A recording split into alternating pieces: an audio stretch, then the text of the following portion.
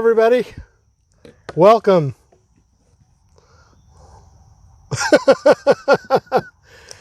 So we had an awesome weekend coming off of our 2 weekends ago when we were at the reenactment at Fort Deschartres. That was an excellent weekend, and we would have loved to have recorded videos all weekend long, but once it starts on Saturday, we put everything away. There's nothing modern anymore at all. No phone, no camera, no anything. So it was, we recorded a couple of those videos for you guys before, because we went down early, because 2 days just isn't enough. You really don't want to haul all that stuff in there. Right. And the whole point of living history is to live history. Exactly. Right? So you do things as they did with what they had to do them with. And we tried this time to do something that, I don't know if any of y'all watch Townsend's, but they've just got an awesome channel. And I've bought stuff from them for years, and then they started out with this YouTube channel thing, and I was a little late to get into that because I'm not big on the technology thing, but they have a deal out there where they talk about you building a persona and getting into living history, and it's pretty neat. But one of the things they say is I think it's Kevin Carter, I think that says it, try to go to an event and talk about nothing that isn't pertinent to the 18th century. Nothing modern. Very tough.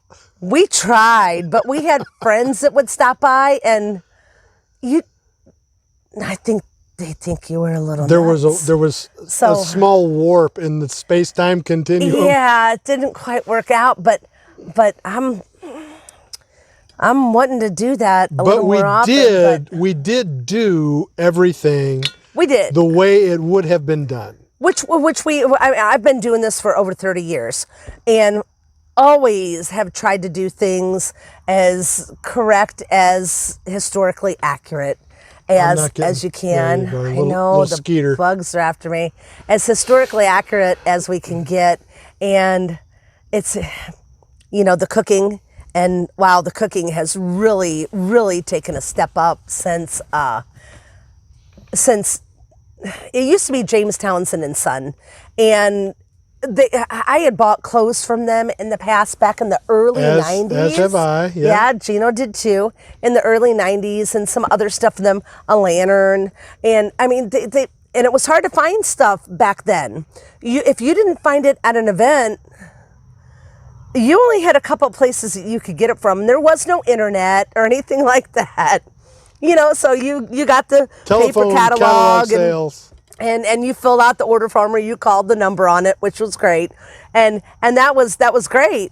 But now it's so much easier. And they have a lot of good stuff. And there is another company, Samson Historical. Both of them are family, from what I understand anyway, are family-owned businesses. And they both have some quality stuff to offer. And if you're into this kind of thing and you're looking for stuff, either one of them. Townsend has a little better selection, but I will say, let's say a wider range of things. Everything from clothes to cookware to playing cards and dice. Samson does too, but I think Townsend just has eyewear, more items. But I'll tell you what, Samson they started here about a year or so ago with Turkey Roost Traders, I think it used to be called, and now they call it the Turkey Roost line of women's clothing. And if you're a woman and you're looking for clothing, their stuff is really, really nice. I have a bodice that I still have because I dream one day I'm going to lose enough weight to fit back into it that I actually bought from those ladies when they were at Fort Deschartres.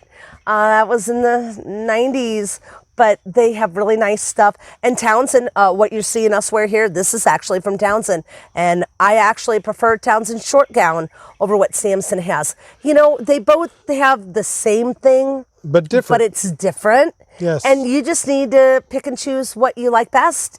But they're both great companies. But I'll tell you what, as far as when it comes to 18th century cooking, John Townsend has knocked it out of the park. Oh yeah, there's nobody, he has done so much for historical cooking, so much more than anybody else has. And I've always tried to cook something that was historically accurate from the time that I started, because I'm always like, if I'm going to do this, I'm going to do it right. And I want to live that time. I don't want to just go there and pretend and then eat a brat or it's the whole point of experiencing history. Eat a brat or a hot dog Right? or a hamburger. Yes, exactly. And years ago, there were a couple of books, which you had the Book of Buckskinning, which was a series of books, which are actually excellent. Tend to lean more towards the Western buckskinning mountain man kind of thing, but not all of it does. And then Beth Gilgan had a sewing section in one of those books. I can't remember if it was 2 or 3, and I might be wrong. It may even be 4 or 5. But she came out with a book called Tidings from the 18th century, I think it was. Has a blue cover. I don't know, I'm going to have to get it out and look at it again, where she has a bunch of patterns. She shows you patterns for kids' clothes and pudding caps that kids used to wear, and women's clothes, men's clothes, pockets, everything that you can want. And in the end, there's actually a cooking segment in there with receipts, as they would have called it back then, not recipes, but receipts.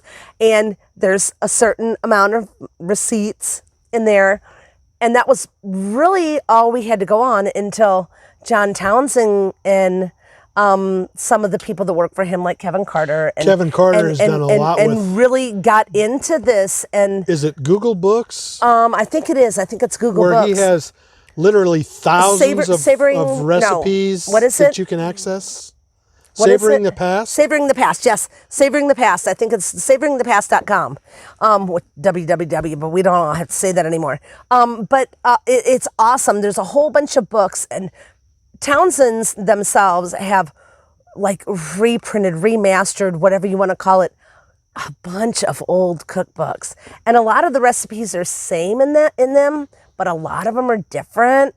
And we actually made a cullis today, which we got a little thick. Well, that's actually not the cullis. This is gravy That made is from the cullis. gravy It's gravy made from the cullis, yes. And we did get a little thick on the gravy, but it took us a lot longer to get set up here than we had planned on. But anyway, we did not follow the recipe that Ryan Kerr does for the cullis. We found 2 other recipes in books similar. It was close. And we kind of combined them to make our own and threw in a little extra and deleted some of it and to make it our own, because that's what everybody used to do back then. Nobody followed a cookbook. It's just like cooking now. If you like something, you put it in. If you don't like it, you leave it out. If you like something, you're going to be like, well, I think that would be better in here. So you put it in there, and that's kind of what we did with our cullis, and we're really, really excited about it. So we have some videos coming up with everything that we're eating here tonight that we're going to show us making it. So if y'all want to watch that kind of stuff, stay tuned, and we'll put the recipe up on the screen as we're adding stuff, so you know exactly what we're doing. But we got some pork chops here. Tell them what we got, Gino. Well, you tell them. We got some move my phone breaded. here. Maybe We got you can some see breaded them. fried pork chops. They're boneless chops. Boneless chops. They would have called them cutlets, and they're actually called cutlets in the Yes. recipe. And we'll put the original receipt. Of course, it's topped with our gravy that we made from our cullis. And I have not smells tried. wonderful. I have not either. How is it? It's just got a coating of breadcrumbs on it. That gravy is It just has a coating of breadcrumbs on it. amazing. Breadcrumbs, and you can buy breadcrumbs, or you can actually crumb your own bread. You know, take the crust off of it and grate it. And it has some chopped really, really fine, some parsley, some sage, some thyme, has a little pepper, a little salt, Oh my! and I think that's it. And then it's fried. It's fried in in cast iron in a little bit of butter. And then, of course, one of our favorites, we made some beets over the fire We did. with some allspice and clove and You cinnamon guys, the pork and honey. chop. I'll tell you what. Oh, especially with that gravy. If you guys are bored, like I get bored with cooking, you know, the women, we're always the one that have to decide what we're going to make for supper tonight. If you get bored with having the same thing all the time, let me swallow. Then you've got to watch some of these recipes because the flavors, they're awesome. It may not be what you would put in a meal today, but oh my God, it's unbelievably awesome. I mean, this is excellent. And then, of course, just boiled potatoes. Boiled potatoes, Cubed exactly. boiled potatoes with some of this with gravy on wonderful it. gravy on. Now our beets, Absolutely awesome. today, we actually spice them with some nutmeg and some cinnamon and some cloves. Or no, not nutmeg. I'm sorry, Allspice. allspice, cinnamon and cloves. And we some put honey, some honey and and some some vinegar. vinegar, and some onion. And some. Oh, you gotta have onion. And Gotta beets. have onion. I mean, how do you have beets without onion? You know. So that's all we did with the beets. They're so and good. They're really, really, really good. And there are so many options out there for you guys to make something that isn't the same old humdrum everything that we have now. There are spices and seasonings and things that you might not think would belong in there. Mace and nutmeg and all But kinds of different yeah, things. like our cullis has mace in it. It has mace. It has coriander, cloves, Caraway, caraway, black pepper. Ham, it has carrots, sage, celery, thyme, mushrooms. parsley, Goodness. mushrooms, carrots, celery, onions. I mean, It'll all it's be just- listed in the video. It's, oh, it's- yeah, It's a definitely. complex list of ingredients. And But the depth of the Spices, flavor, nerds. lemon peel, Yeah, lemon peel. and white wine, sweet white wine. You know, but the depth of flavor is there, and it's if you're bored with what you're making now, oh my God! but you the guys balance gotta try it. is in such that you can't taste any one thing. It's just a wonderful balance of combinations of all those And flavors. that is the secret. I was told a long time ago when I was making sausage with an old German friend of mine, and we're German too, but he's what I call an old kraut. and he said, I said, but how do you know how much to put in? Because we got all the ground meat strewed all over the table, and we're just going down it with hands full of seasoning and shaking hands full of seasoning all the way down, walking along this 10-foot table that's 4 foot wide and strewing spices over the top of it. And I was like, how do you know how much to put on? And he said, well, you just kind of do the same for everything, but a little extra for the pepper and salt, and then you taste it. And they taste it raw. If you're comfortable tasting raw meat, go ahead. Some people aren't. Take a little pinch of it and taste it. You know, they mix it all up with their hands. You knead it like this. We used to call that knochen when we were kids. And you knoach Yes, it all we up. did. And when it's all mixed together, you take a pinch of it and you taste it. And he said, if you can taste any one spice, you have too much of it. The secret to good sausage and good seasoning is to make sure that nothing jumps out at you. So you want just enough of it that you don't taste it, because it all comes together to make one full flavor, which I cook like that all the time now. Well, unless I'm making garlic potatoes, and I'm sorry, then it has to taste like garlic. This whole meal here is just The beets are excellent. amazing. Amazing. It's not something I don't think that a 21st century palate would expect, because the spices and flavors are somewhat different, but it is I don't think it's what very you, delicious and just well balanced. it's definitely well balanced, and I don't think that I would say that it's not something that you expect. It all depends. I mean, if your 21st century palate expects okay. fast food type things, And we grew up you eating, may not enjoy this. we grew up eating in a household, and basically everything we made, it didn't matter if it was pork or beef. Very rarely did we ever have chicken. A lot of pork, little beef, sometimes chicken. But whatever it was that we ate, it had 2 seasonings, 2 spices put to it: onion and garlic. Mm-hmm. And that pretty well was it. It was just basic onion and garlic. Yep. Other than the fact Onion that and garlic. if Mom made pork chops, you could almost bet your life on the fact there was going to be applesauce in a bowl somewhere. You have to have applesauce with pork chops or fried apples. I'm kind of missing some fried apples tonight. Apples and pork go really well together. But no, I'm not saying this is not palatable to somebody nowadays. I'm just saying the mixture of the flavors is way different from what's popular in today's The cuisine. flavors are deeper, and maybe if you come from a very refined palate and you're used to eating out at expensive places, it may be a little more to what you're in tune with. Or if you grew up like we did, where 99.9% of our meals were all home cooked. But this is just unbelievable. I mean, this beats the heck out of nothing but onion and garlic. I can't it's- tell you. And on this pork, there is nothing on there. It's fried in butter with some breadcrumbs and Yeah. some parsley, sage, and thyme, Mixed in with the breadcrumbs. and some yeah. salt and pepper. I mixed it in with the breadcrumbs, and it's just diced super, super small. You could probably put it in a food processor if you're not weird like me and really enjoy using that knife to do it, But that's all the flavor that's on there besides the butter that was in the skillet, and it's amazing. And then on top of that, you have this unbelievable gravy that's made out of this cullis. And if you're a gravy lover like me, you guys got to make this cullis. Gravy is The gravy is a phenomenal. huge win, which makes me say the cullis was a huge Oh, I think huge so. I think so. win. And we made a cullis. We made a cullis only enough that we could use there. But that's actually what, if you watched our video that says excellent an stew. excellent stew, if you watch that video, what we dumped in there when it says add water or a good or gravy, I think is what I say, that actually is, the recipe calls for water.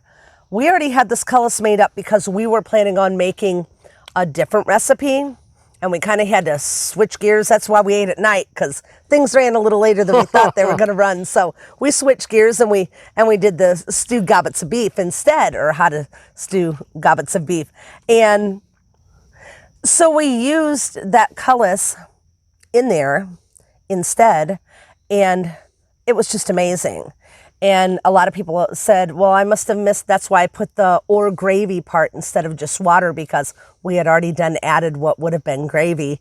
More gravy-like, a little thicker than stock, but it was phenomenal. And we didn't make a gravy out of it. We didn't thicken it with anything. We just put it in like it was. But the juice that came out of that stew, the stewed gobbets of beef, oh man, that broth that was out of there reminded me of something that your mom or your grandma would have made for you when you were sick to your stomach and they didn't want you to have any solid food, and they just brought you some broth and let you sip on broth, or they'd feed it to you out of a spoon. Just That's a what it reminded me of. full-bodied And I don't mean broth. bouillon. I don't mean bouillon. That's just nothing but salt. I mean a full-bodied, lots of flavor broth. It A was broth that excellent. tasted like a beef roast meal. It was very, it did, yeah. And that's what this is. You can taste the carrots in here, and I guess if you don't like carrots, don't put carrots in it. I mean, whatever you guys want to Speaking, do. I have not made a dent in my plate yet, but we're losing light, I know, and and we need to we have a taste raspberry this tart. raspberry tart. well, it's runny. My raspberries had entirely too much juice. And the recipe I did it just like it said, with the sugar, and I didn't add any flour or anything. So we've just got like raspberry syrup in here, but you know what? It doesn't matter. It's all going to taste good. I'm sure it's going to taste phenomenal.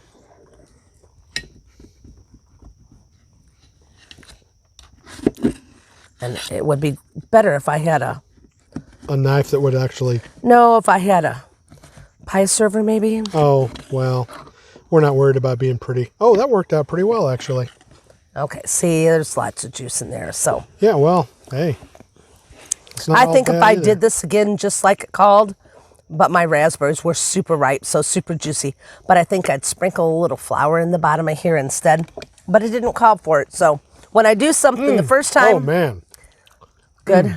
Oh, The first time I always do that's it like it calls for absolutely awesome. it. Is it? Oh, it's incredible. I'm personally just liking And I know I'm supposed to be eating off my knife, but the beets are a lot easier to eat off of a fork. They are, but let me tell you, this tart, this is really, really good. So anyway, we're about ready to lose light here, guys. And I apologize for it being so late. But if you're ready for some things that are just a little bit different, you're a little stale in what you're cooking all the time, you're looking for something different, we'll show you a lot of different recipes and how to do it. A lot of recipes that aren't in the cookbooks that are still done in the style of the 18th century. Because we've realized pork recipes, there aren't a whole lot out there, but everybody had pork. Well, that and the fact that a lot of the recipes that are in 18th century cookbooks They are and whatnot of higher class. are from the higher class. The Yes. middle class and common folk They didn't knew write how to their cook. recipes down. They just cooked They knew and how to ate. cook, exactly. And things haven't changed as much as you think. No, it's still the same. It's still the same. You know, you look up a recipe online and you're like, what is this? Oh my God, and it calls for all these expensive spices and seasonings and everything else. And you're like, I don't eat that. Well, it's the same way back then. Sometimes recipes call for a lot of different things, and they were expensive spices and expensive things, and you don't have to make stuff like that. But there are, like pork, every pork recipe that I can find, which I think I've only found maybe 5 pork recipes that aren't sausage, and they all call for the same thing. To either put gravy, well, you put parsley, thyme, and sage on it, and salt and pepper, and then you either dress it with mustard or gravy with mustard, and that's pretty well it. No matter what cut of pork it is, no matter what you're doing to it, that's just pork. But we know pork was cooked with sauerkraut. We know pork was cooked with apples. We know pork was cooked Absolutely. with potatoes. We know that pork was cooked in pies even when it wasn't salt pork. So I think there's just not a whole lot of pork recipes because most pork probably got turned into salt pork, and if it wasn't turned into salt pork, it was the poor people eating pork, and poor people don't need a book to know how to cook. So, so we're going to be bringing you some of our own pork recipes that have been handed down for generations from our ancestors from Germany, and a few from France, and actually one from Hungary. So we'll be passing those down along the way too, and we'll throw a little traditional modern day recipe in there every now and again, but this is what we do this time of year. So I'm hoping y'all like watching us in our funny clothes because we like being in them. We do. We enjoy living history very much. We do. Definitely. It's my 2 passions, living history and cooking and crafting. And I'm going to bring you guys along sometime. We'll make a video and you can watch me carve some spoons. So there's She's just really, really good at a lot it. of stuff that we enjoy doing, and just some other stuff too, making some other stuff that is of that time period. And if y'all enjoy that, then we'll bring a little bit more of it to you, but we'll kind of throw it out there as a little tester and see what you think. But we're never going to quit cooking because you got to eat. You got to eat, right? And if you're tired of eating everything that you've been eating, tired of the same old humdrum, whip her up. Try some of this cullis. It's good. It's good. Very good. And thanks for watching. Yep. God We bless got to you say guys. goodnight because the sun's gone. Thanks for putting up with